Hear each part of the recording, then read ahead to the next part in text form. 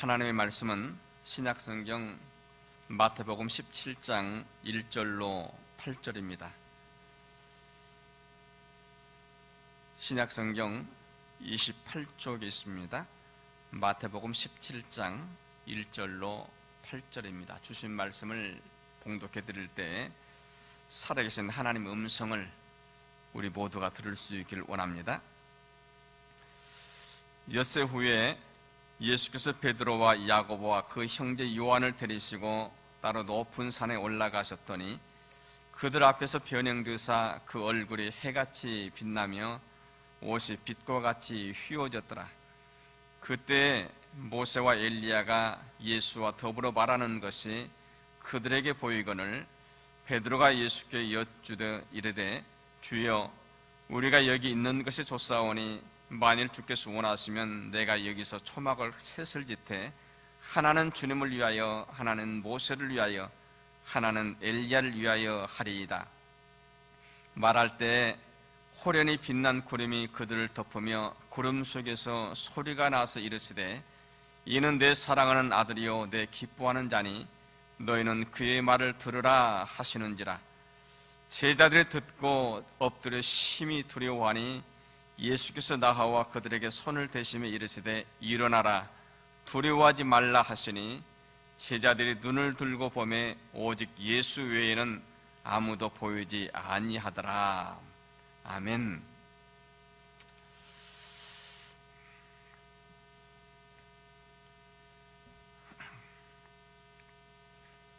오늘 말씀을 보면은 예수님께서 베드로, 요한, 야고보를 데리시고 높은 산에 올라가셨습니다. 그 화면 준비되셨나요?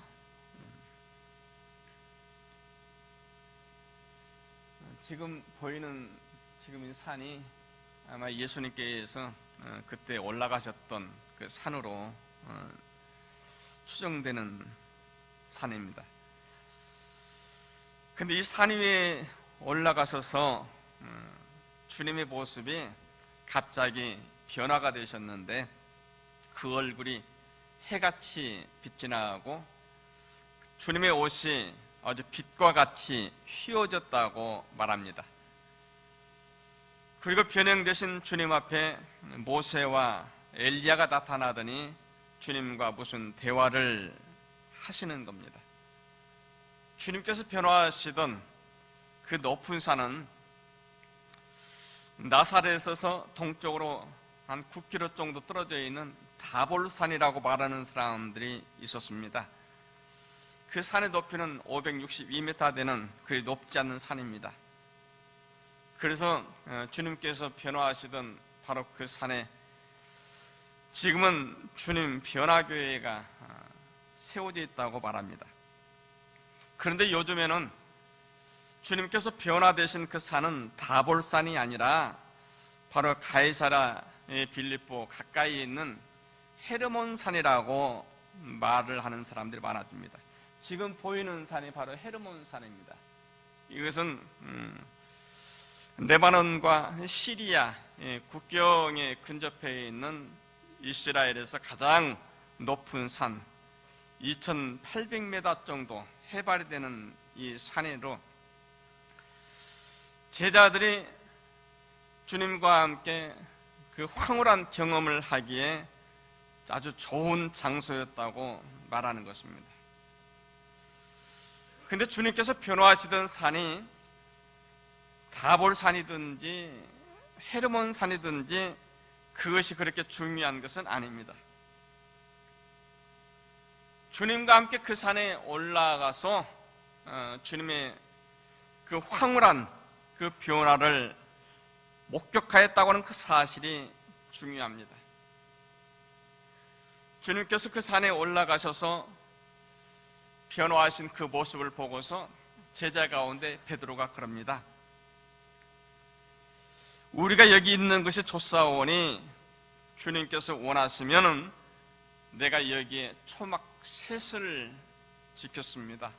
하나는 주님을 위해서, 하나는 모세를 위해서, 하나는 엘리야를 위해서 그렇게 하겠습니다.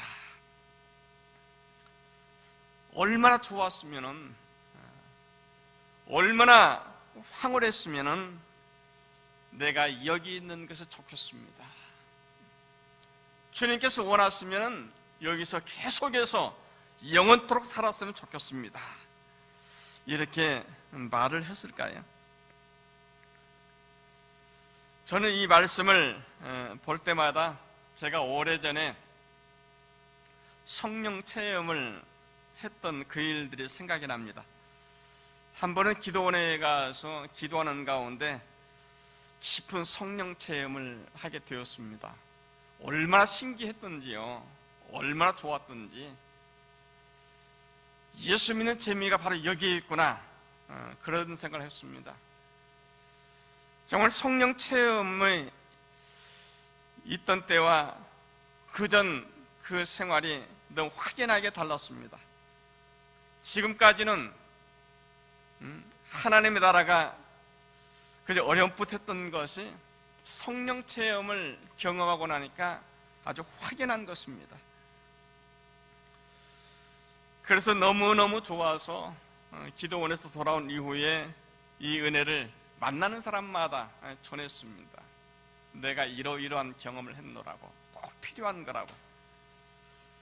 그때 정말 많은 분들이 또 같이 가셔서 정말 많은 경험을 했던 그런 기억이 있습니다. 아마 베드로가 변화산에서 경험하였던, 주님과 함께 경험하였던 그 황홀경은 아마 제가 경험한 그 성령 체험과는 비교도 되지 않을 만큼 더 좋았을 것입니다. 아마 세상 그 어디에서도 이렇게 좋은 곳은 없을 거라고 생각한 겁니다. 그래서 그런 겁니다. 주님, 우리가 여기 있는 것이 좋겠습니다. 만약 주님께서 원하시면 내가 초막 셋을 지어서 하나는 주를 위해서, 하나는 모세를 위해서, 하나는 엘리야를 위해서 그렇게 하겠습니다. 내려오기가 싫은 겁니다.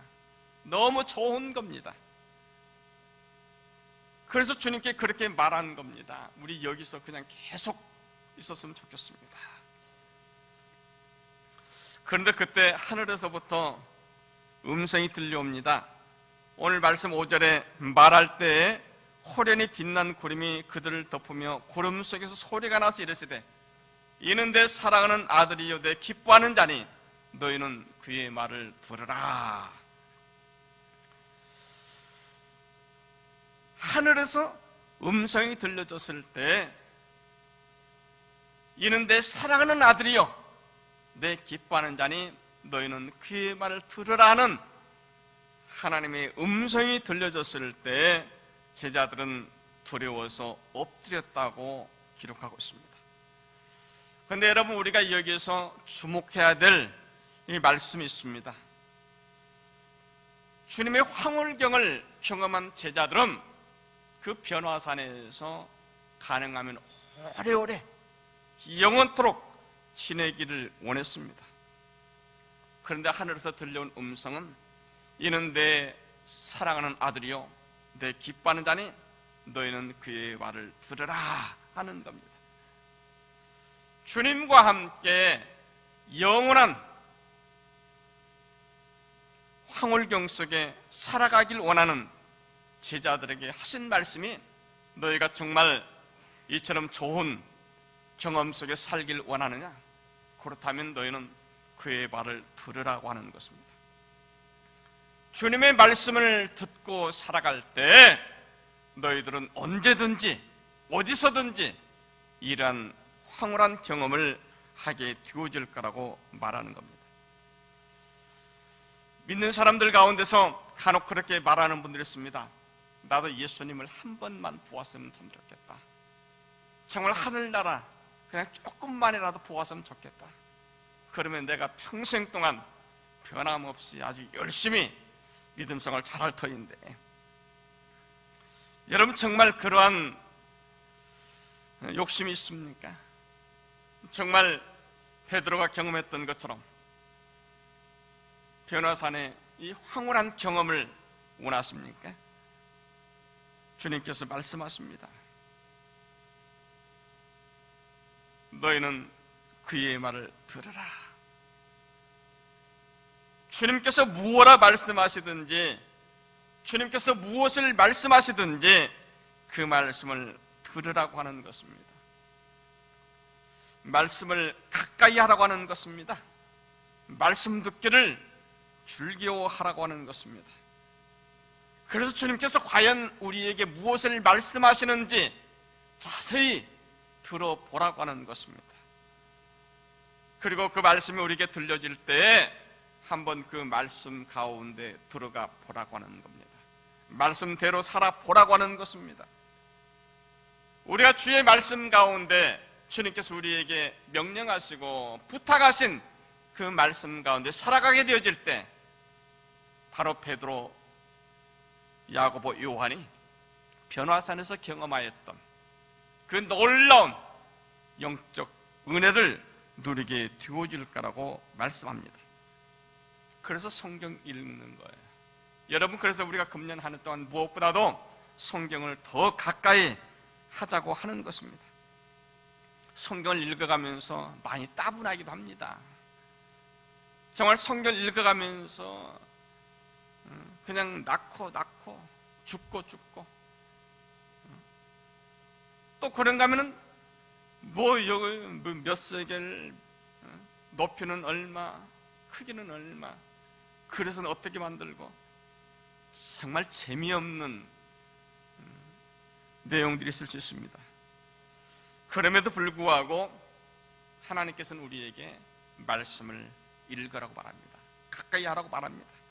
왜냐하면 바로 우리가 말씀을 가까이 하고 또 말씀을 우리 마음속에 새기면서 또 하나님께서 우리에게 말씀 주실 때 그 말씀을 따라 우리가 행동하면서 하나님께서 우리를 위해서 예비하신 놀라운 영적 경험이 있게 하시겠다고 하는 것입니다. 여러분, 우리가 말씀을 읽어가면서 우리가 오늘 하나님께 드리는 이 예배가 얼마나 존귀하고 복된 것인지를 알게 하십니다. 하나님께서 말씀하셨거든요. 안식일을 기획하여 거룩히 지켜라.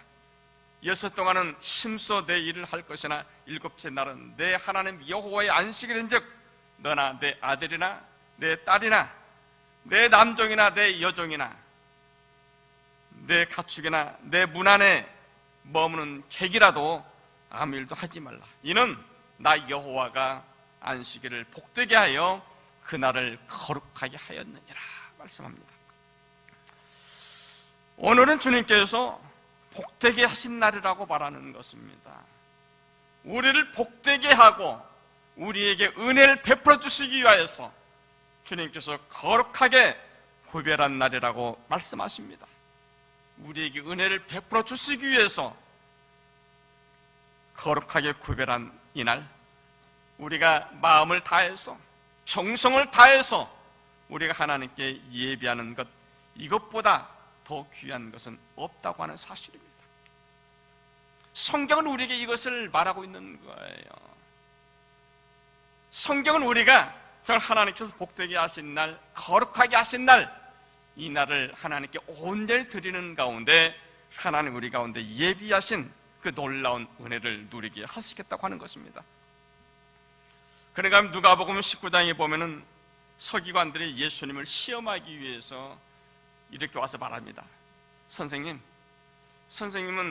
정말 진리만을 말하는 줄 우리가 들었는데, 그렇다면 우리가 과연 로마의 황제인 가이사에게 세금을 바치는 것이 옳은 일입니까? 옳지 않는 일입니까?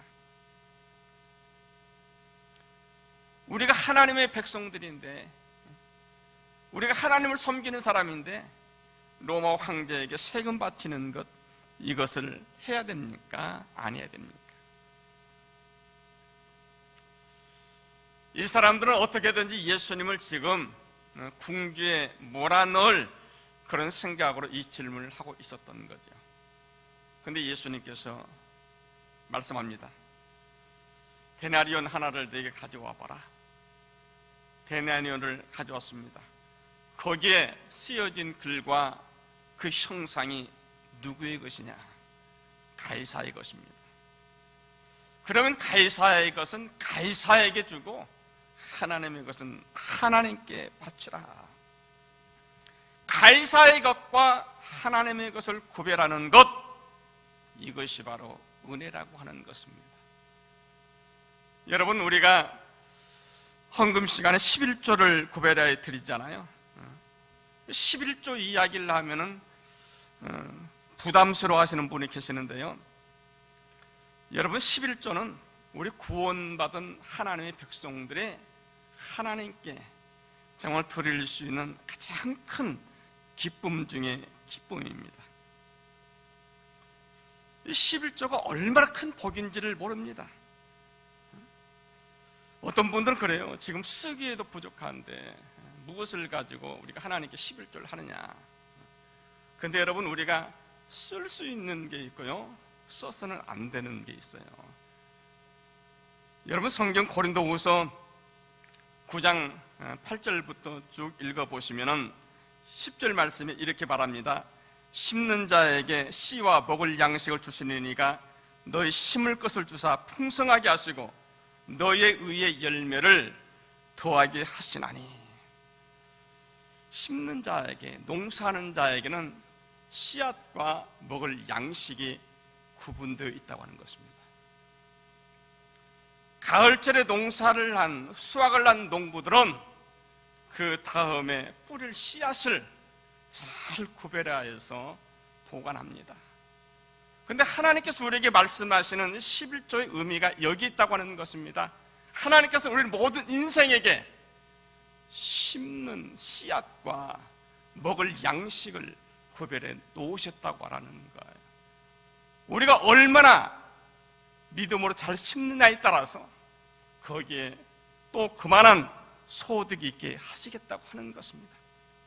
그래서 하나님께서는 11조를 통해서 우리의 모든 물질의 풍성함을 더하게 하시겠다고 말씀하시는 거예요.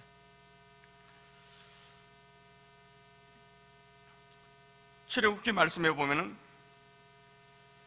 하나님의 성막을 지을 때 백성들이 얼마나 이 필요한 재료들을 가져오는지 성막 짓던 사람들이 중기를 하고서 모세에게 와서 말합니다. 지금 백성들이 너무 많은 것을 가져와서 이것을 우리가 감당하기가 어렵습니다. 이제 제발 좀 그만 좀 가져오라고 그렇게 말 좀 해주십시오. 여러분, 백성들이 왜 그렇게 많은 재료를 갖다 드렸을까요? 하나님께 드릴 수 있다고 하는 것이 복이라고 하는 것을 알았기 때문에 그렇습니다. 내가 하나님께 드릴 수 있다고 하는 이것이 얼마나 큰 복인지, 내가 지금 하나님께 심을 수 있는 씨앗이 많아졌다고 하는 것은 또 하나님께서 약속하신 결실이 그만큼 많아졌다고 하는 것을 알기 때문인 것입니다. 그래서 백성들은 할 수만 있으면, 드릴 수만 있으면 늘 넘치게 드리는 거예요. 이것이 바로 하나님께서 주시는 은혜인 줄 알기 때문에 그렇습니다. 여러분, 이제 우리가 더 이상 11조에 대해서 더 이상 여러분 부담을 갖지 않았으면 좋겠습니다. 우리 찬송가 가운데 보면은 찬송가에 쭉 주제별로 찬송이 있거든요. 거기에 보면은 뭐 은혜, 뭐 시련, 감사, 또 찬양, 또 그런데 봉헌에 대한 찬양이 있는데요. 여러분, 우리 찬송가에 보면은 봉헌에 대한 찬양이 49장부터 나옵니다. 제일 앞에 나오는 찬양이 11조를 드립니다. 11조를 드립니다. 근데 제가 지금까지 그 찬양을 못 하고 있어요. 그 찬양을.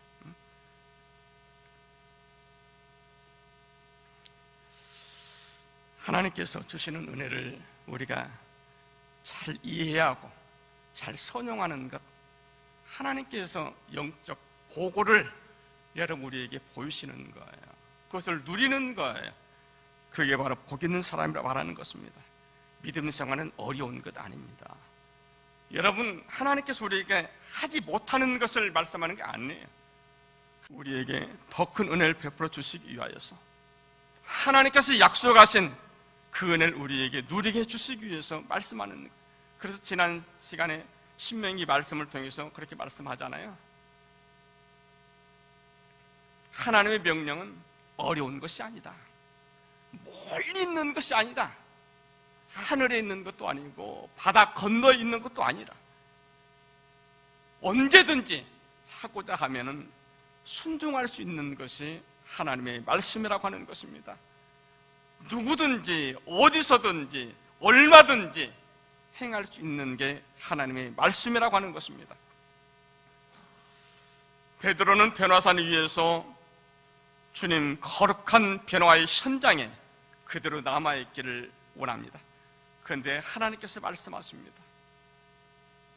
이는 내 사랑하는 아들이요 내 기뻐하는 자니 너희는 그의 말을 들으라. 주님께서 우리에게 무엇을 말씀하시든지 그대로 듣고 따르라고 하는 것입니다. 우리가 주의 말씀을 온전히 순종하고 따를 때 하나님께서 우리를 위해서 예비해 놓으신 놀라운 그런 영적 은혜를 누리게 하실 거라고 말씀하는 겁니다. 우리가 믿음으로 순종하고 또 믿음으로 주의 말씀을 따를 때 우리가 굳이 변화산에 가지 않는다고 할지라도 믿음으로 행하는 이 현장이 바로 축복의 자리가 되게 하시겠다고 하는 것입니다. 내가 믿음으로 순종하는 지금 이 현장이 감동의 현장이 되게 하시겠다고 말씀하는 겁니다. 말씀을 가까이 하는 여러분 되시기 원합니다. 정말 나에게 주신 말씀이 내 안에서 싹이 나고 자라나서 100배, 60배, 30배의 결실을 맺는 온전한 믿음의 은혜가 우리에게 주어지기를 소원합니다.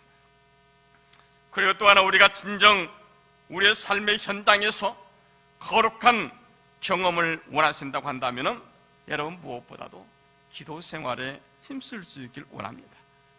오늘 말씀에는 기도에 대한 특별한 언급이 나와 있지 않습니다만 똑같은 이 말씀이 누가복음에는 이렇게 기록이 되어 있습니다.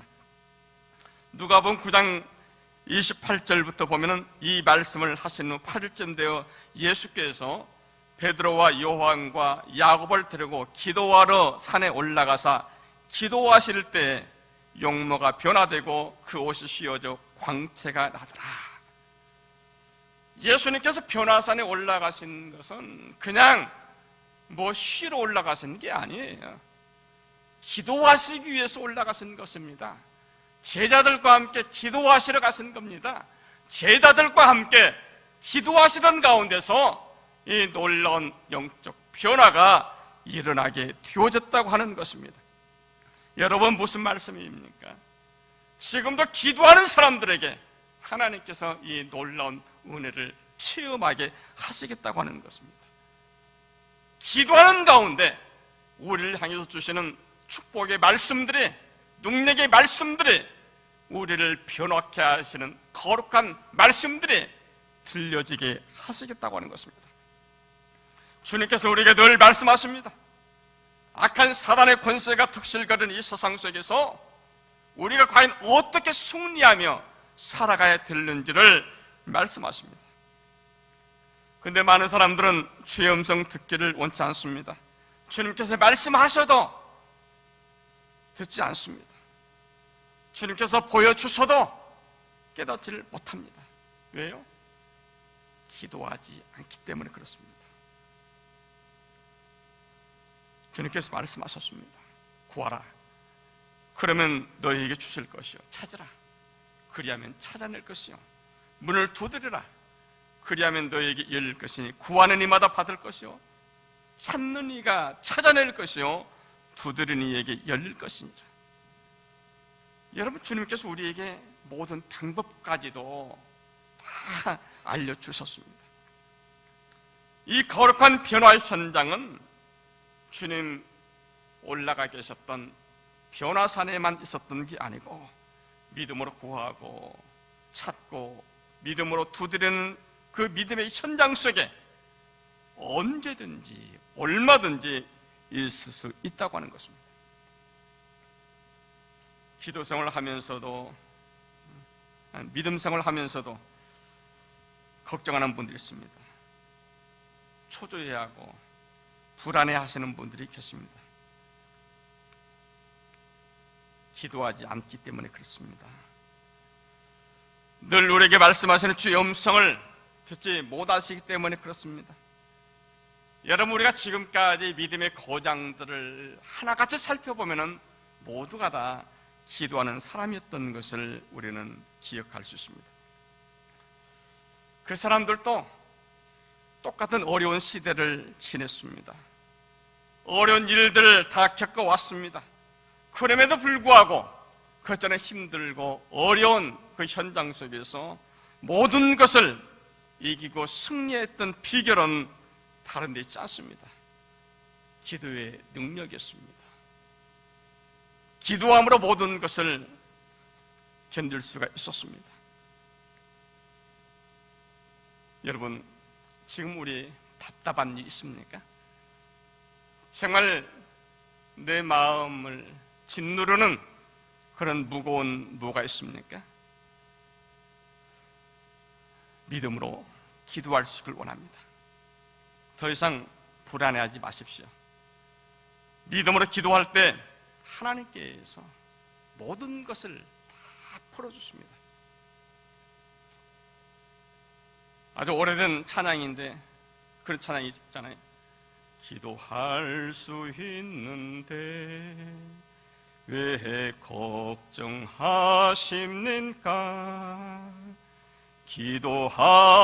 기도하면서 왜 염려하십니까? 여러분, 주님께서 기도할 수 있는데 왜 실망하냐고 말씀합니다. 우리에게 늘 응답을 주시는데 왜 방황하느냐고 말합니다.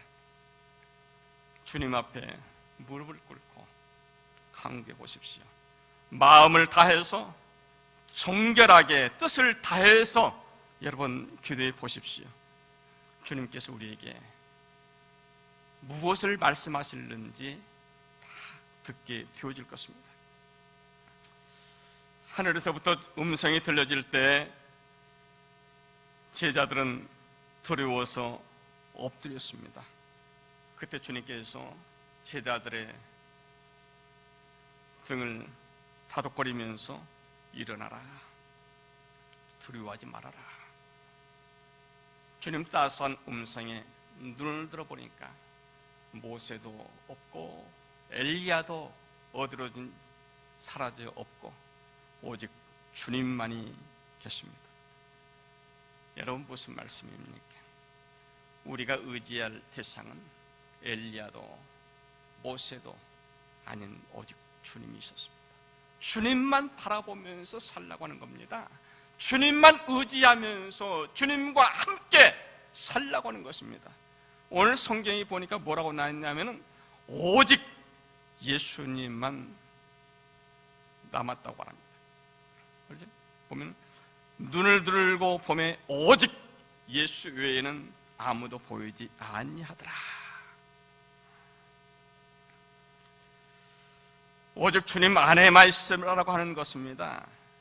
오직 주님 안에 있는 사람들의 놀라운 영적 은혜를 누리면서 살아가게 되어질 거라고 말합니다. 지구촌 교회에서 목회를 하시다가 지금은 이제 은퇴하셨습니다마는 그 지구촌 교회 담임 목사였던 이동원 목사님께서 이렇게 말씀하는 걸 들었습니다. 만약 누군가가 나에게 와서 목사님께서 지금까지 목회하시면서 가장 힘든 때가 언제였습니까? 라고 묻는다면 나는 서슴없이 이렇게 대답할 것입니다. 예수를 평생 동안 믿으면서도 변화가 없는 사람을 바라볼 때 저는 가장 힘들었습니다. 그러고 보면 저는 요즘 행복한 사람이라고 하는 생각을 하게 되어집니다.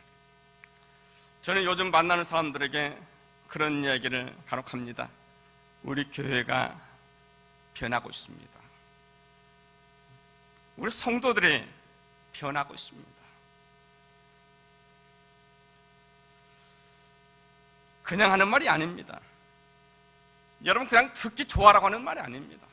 실제로 하나님께서 우리 교회를 변화시켜주고 있습니다. 성령께서 실제로 이 일을 하고 계십니다. 금년 우리 교회표가 성령 안에서 변화되어가는 교회입니다.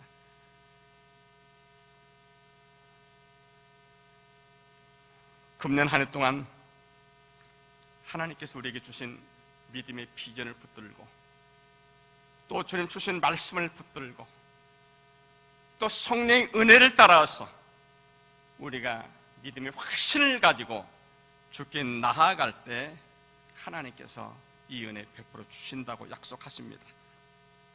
그래서 믿음으로 헌신하고 감사함으로 응답하는 저와 여러분 모두에게 실제로 하나님께서 말씀하시고 이루어 가시는 놀라운 영적 변화가 금년 한 해 가운데 모두에게 일어날 수 있기를 간절히 소원합니다.